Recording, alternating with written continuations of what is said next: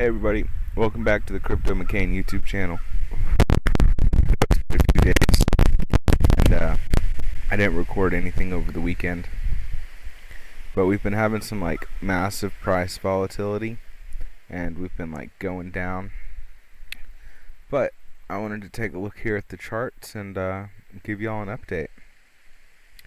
So it looks like, see, this is the descending channel that I drew almost a week ago now, and we've just been bouncing back and forth between the supports here.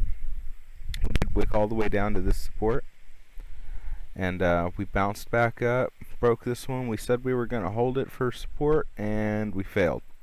We wicked all the way down to this one, said we were going to hold it for support, and then we had a fake drop, and it bounced back up. We got rejected here off of our support line at 44,000, and we're slowly coming back down. So let's see. Let's switch over here to another time frame. I guess I was on the 3 hour. It should have been the 4 hour. Here's the 4 hour. Looks a little neater. I don't know how I accidentally clicked on that. Let's go over to the 1 hour. See, on the 1 hour chart, we've still got this same channel. And again, we've just been playing with our different support levels, trying to hold them out. And it doesn't seem like we're doing a very good job.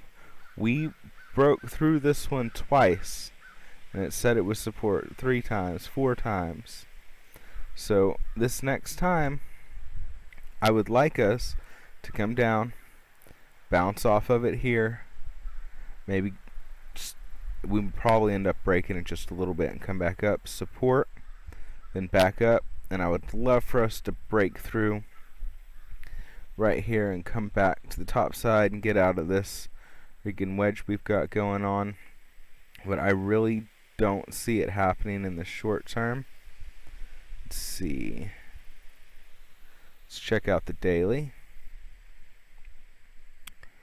Who it always throws the chart way off. But so here's our daily chart. See, the wedge doesn't look nearly as big on the daily, but we are still testing our support zones and trying to hold them.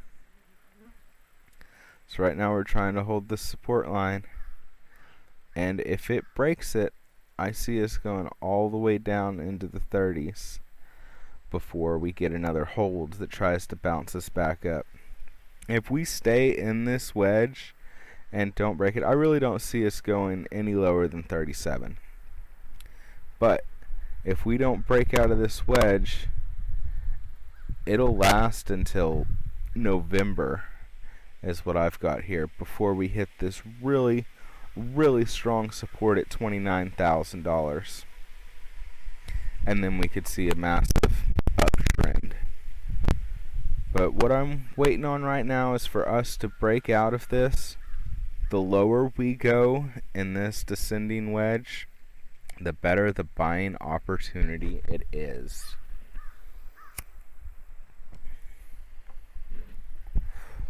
I did buy about $70-80 worth of Bitcoin over the weekend. It's not a lot, but you gotta do it little by little, you know what I mean? Alright, so let's go ahead and jump over here to the first story I got picked out. I decided that I'm no longer gonna do 2 daily videos. It's just too much work and double editing. I might as well do it all as one, and it'll be like your daily crypto update and technical analysis. Dun dun dun. It'll be great. Check it out. A hamster has been trading cryptocurrencies in a cage rig to automatically buy and sell tokens since June, and it's currently outperforming the S&P 500. Let me zoom out of here so you can see everything. Alright, so here's this little box here. Decision tunnel to sell, decision to buy, intention wheel, camera, wheel corn, floodgate, portal, stairs. A hamster named Mr. Gox has been trading cryptocurrencies in a rigged box since June. The hamster determines which crypto to buy or sell by running on a wheel and strolling through one or two tunnels. Since it started trading on June 12th, Grox's crypto portfolio returned 24% as of Friday. A hamster in Germany is redefining a random walk down Wall Street. And this way outperforms Bitcoin and the S&P over this period. Mr. Grox's Gox box, a crypto-rigged office attached to its larger home that gives the hamster the ability to perform various exercises that then execute specific cryptocurrency trades. Hamster can enter its office whenever it wants to make trades. First, Gox runs on the intention wheel to pick one of the about 30 cryptocurrencies to trade. Once the crypto is chosen, the hamster runs through one of two decision tunnels to trigger either a buy or sell trade of the chosen crypto. The top cryptocurrencies held by the hamster include Tron, Ripple, XRP, ADA, and Ether.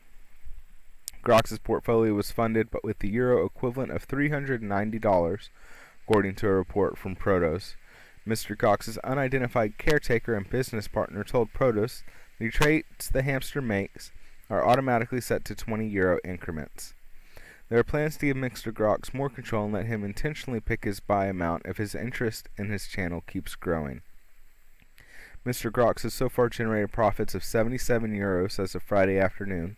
His portfolio hit a high of nearly 580 in mid-September, when his performance was up at nearly 50% in less than 3 months, according to performance data compiled by Protos. But since then, a recent sell-off put a dent into the hamster's profits. But a profit's a profit, and Mr. Grox is happy to see that some of his investments are finally paying off.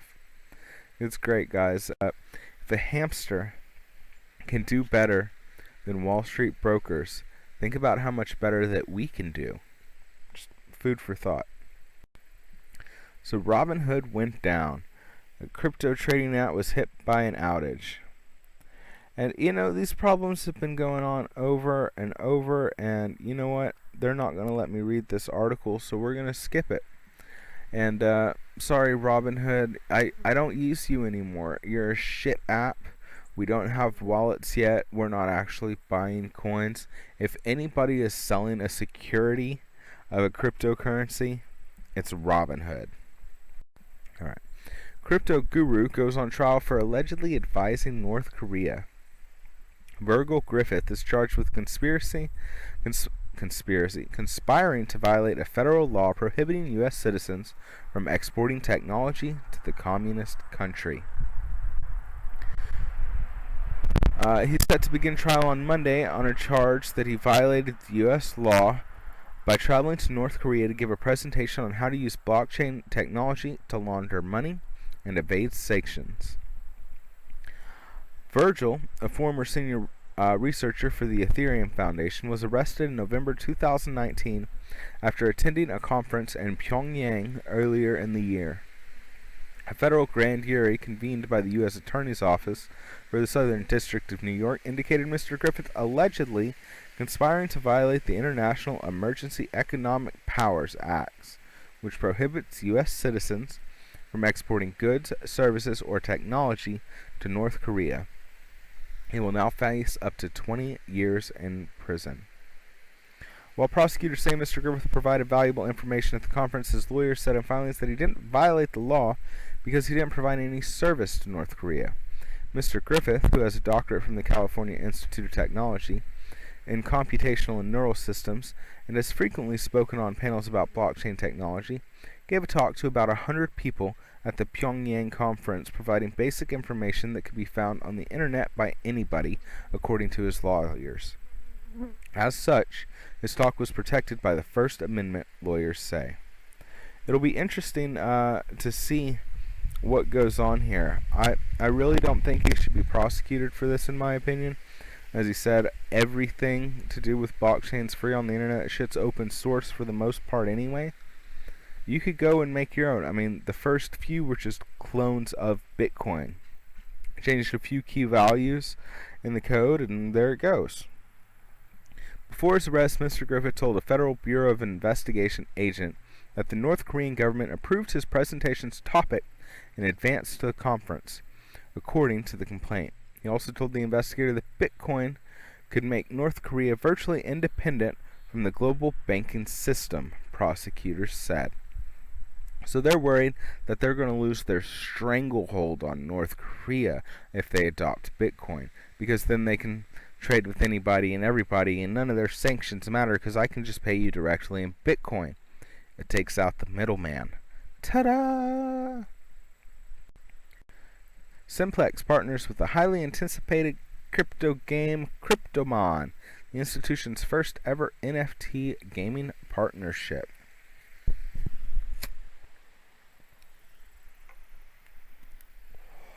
KryptoMon, the highly anticipated crypto NFT game, has attracted more than 100,000 people to register interest in it across its 9-day launch period.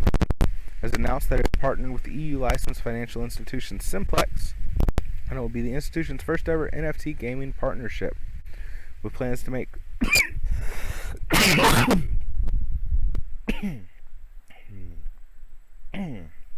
pardon me.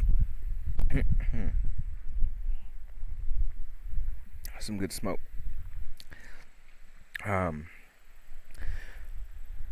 Plans to make cryptocurrency accessible to the masses. The partnership will prove to be a big step in KryptoMon's journey towards achieving its goals. With over 100,000 registered members and highly anticipated crypto game KryptoMon recently made its currency, KMon, available to the public, leading to a 10 times increase in the value of the token. KryptoMon has now revealed that they have partnered with the renowned financial institution Simplex. It's their first gaming partnership for Simplex, which already works with more than 350 partners worldwide, including Binance, Visa, Poloniex, KuCoin, and Trust Wallet. They work with partners to make crypto more accessible to a wider community, offer a trustworthy and efficient way to purchase cryptocurrency using fiat.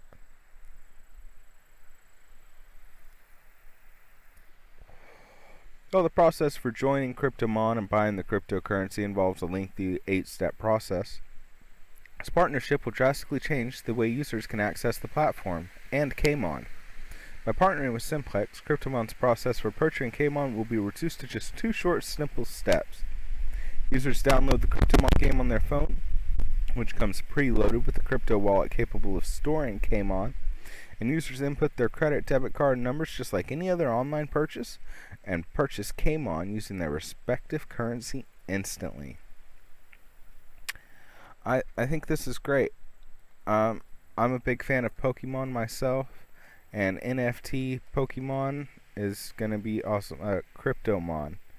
But, everybody knows it's a Pokemon knockoff, but it's great. I think it's awesome. I did go ahead and sign up for an account, although I wasn't registered in the egg drop, and the cheapest KryptoMon I found on the marketplace was like $300, so that's not too bad, but it's still pretty damn expensive at this point. I wish there was less of a barrier to entry. Alright. Twitter is going all in on crypto. They're going to introduce Bitcoin tipping, NFT authentication, and more. As Jack Dorsey, a man of few profile words, in addition to his affinity for beards, Twitter CEO Jack Dorsey has long signaled his interest in crypto. His Twitter bio says one thing: Bitcoin. The Bluebird app is working on a decentralized protocol, and Square, the other company he runs, grew in part to do its crypto trading. The social network has previously tested a tip jar for fans to give their favorite creators money. Users will soon be able to tip profiles with Bitcoin. Next up are going to be non-fungible tokens. They have exploded in popularity and are often used as profile pictures. Twitter is working on a solution to authenticate whether the user actually owns said NFT. Let's see. So Twitter's now coming with a couple new developments. Social audio. So it'll launch Creator Fund to support their audio content. I think they're going to make it like MySpace, right? So you go to your Twitter page and your like favorite song plays. You can have a playlist that goes. I think it'll be cool. After requiring review, Twitter users can post newsletters right in their bio for easy signups. That's kind of cool. And a new options for users to tweet to a select group of followers who share a common interest instead of their entire network, called communities, is also going to be coming up. So Twitter, it's great. I do have a Twitter. I don't use it a lot. So let's see. Let's see if we can pull up Jack Dorsey's Twitter.com.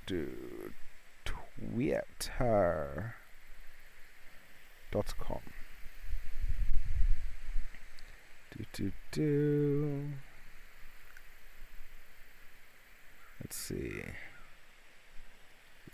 At Jack.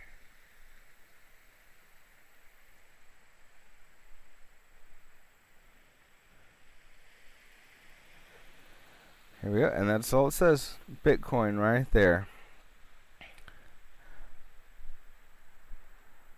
And it's great. I'm so glad Twitter's responsible. Twitter is supporting our move to Bitcoin because, believe it or not, guys, blockchain is going to propagate the entire world. View everything we've had up to this point with the internet before blockchain as internet 1.0. Blockchain is internet 2.0. We don't have the processing power and the processing ability to keep letting private companies control all of our data. It's just not going to happen. We can't have 7 billion people on one network that goes to one computer, one group of servers that's buried in the middle of a desert somewhere. They can't make a computer system big enough to support that. So we've got to use a blockchain technology so every computer in the world contributes its own processing power to the network to keep it alive. That way the entire electronic system on our planet, every single computer connected to the network, acts like an individual neuron in a global brain. That's what I think is coming, y'all. Anyways, thank you for being with me for today's daily crypto update. Today's tip: don't eat yellow snow. I'll have a financial based tip tomorrow. I just thought it was funny. And y'all have a good night. Peace.